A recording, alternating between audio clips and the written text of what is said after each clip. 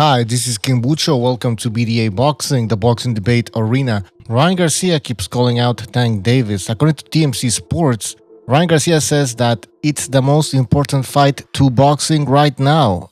I don't have time for celebrations, he says. I'm on one mission. I'm on a mission to knock out Gervonta Davis in 2 rounds. This man will go down in 2 rounds. That's a promise, he says. He also went on to say that his fight with Tank Davis is comparable to the Anthony Joshua versus Tyson Fury matchup. That's how big he thinks the fight is. And he also says that the fight could take place in May or September. And for that fight, he wants a crowd because, of course, it's such a huge event. Now, what we witnessed from Ryan Garcia is that he has a lot of heart. We witnessed a great fight against Luke Campbell. He went down, he got back up, he showed heart, and obviously eventually ended up stopping Luke Campbell. Now, Luke Campbell, by the way, people, was not a bum. He was a British Olympic gold medalist, a world title challenger, fought the likes of Jorge Linares and Vasily Lomachenko, who, Lomachenko, by the way, is still considered a pound-for-pound boxer in many people's eyes. At this point, Ryan Garcia is not a bum. And I believe we can no longer call him a prospect neither. He is now the #1 mandatory challenger for the WBC lightweight championship belt, which is currently being held by Devin Haney. He is not a prospect anymore. He is now a contender. So let's stop right there, right? Ryan Garcia is now the mandatory challenger for the WBC lightweight championship belt held by Devin Haney. So my question is, why is Ryan Garcia obsessed with the Tank Davis fight? Tank Davis is not even a world champion. Tank Davis currently holds the WBA regular belt, which, to simplify things, this belt is not the ultimate WBA World Championship belt, since Teofimo Lopez has the WBA Super title, or Super Championship title. I don't know how they call it, but you get the point. In addition, Tank Davis fights out of the PBC promotional company, which showcases its fights on Showtime and Fox, while Devin Haney, who is the WBC World Champion, has his fights on the DAZN network, the same network where Ryan Garcia fights. What this means is that there's really nothing stopping Ryan Garcia from fighting Devin Haney next. They both fight on the same network, and the president of the WBC has given its blessings to the Haney-Garcia matchup.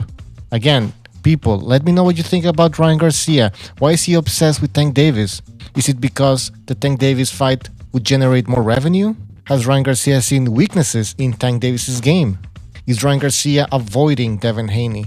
In other lightweight news, I should say, Teofimo Lopez is saying the following, and this is from TMC Sports. He says, and I quote, "I know y'all scared and shit, but let's just make the fight happen for the fans. Let's just do that. Don't overprice yourselves. If y'all believe y'all the best and y'all think that y'all can take this, then let's make the fight happen. Man, don't be pussies about it."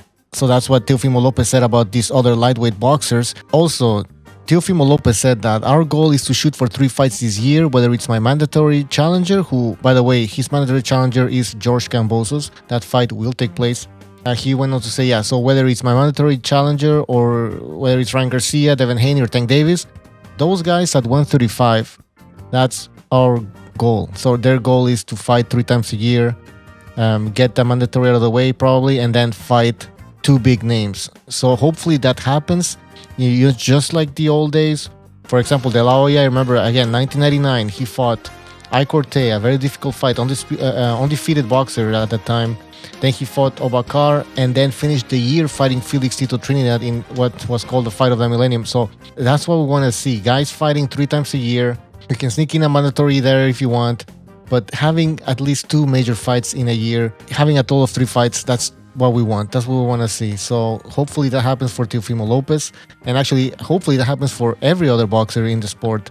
My opinions about the lightweight division, I think it's turning into a very important division, very exciting division.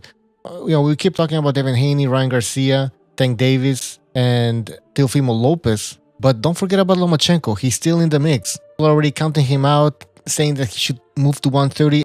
I think he should have stayed at 130 because he's too small for certain boxers like Teofimo Lopez. And not only is he too small, but Teofimo Lopez is also a great boxer. So in addition of Teofimo Lopez being big, he's also, very skilled boxer. It's very difficult for Lomachenko to challenge some of these boxers. But still, I mean, if you go rewatch the Teofimo Lopez fight, you'll see that Teofimo Lopez was in a little bit of trouble at the end of the fight. I think it was very difficult for Lomachenko to actually make a comeback because he lost too many rounds at the beginning.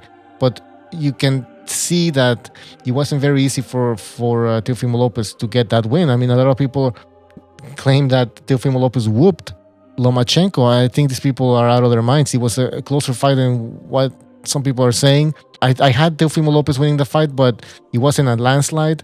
I would like to see a rematch, even though I don't think Lomachenko is a real lightweight, and I would still favor Teofimo Lopez, but I think it would still be a close fight, so why not?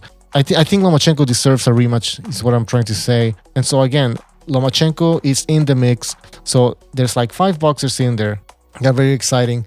And also we have other contenders, by the way. We should make a video about these other boxers that don't fall into this top 5 category that we keep talking about. There's other boxers. Lightweight division is on fire.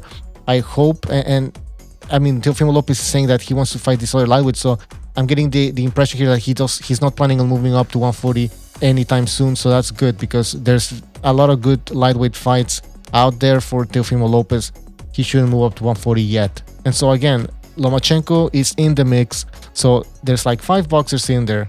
Let me know what you guys think in the comment section below. If you like this content, don't forget to like and subscribe, and we will see you on the next live stream show. Take care, folks. What am I talking to a barrel of monkeys over here? Don't you guys know anything about boxing? No, we don't. Why don't you educate us? Why don't you teach us? Why don't you teach us? It's a heavyweight championship fight. It's not a featherweight champion. It's a heavyweight championship fight. Why did Lomachenko lose? You know why he lost? Because he wasn't a heavyweight. This is a heavyweight.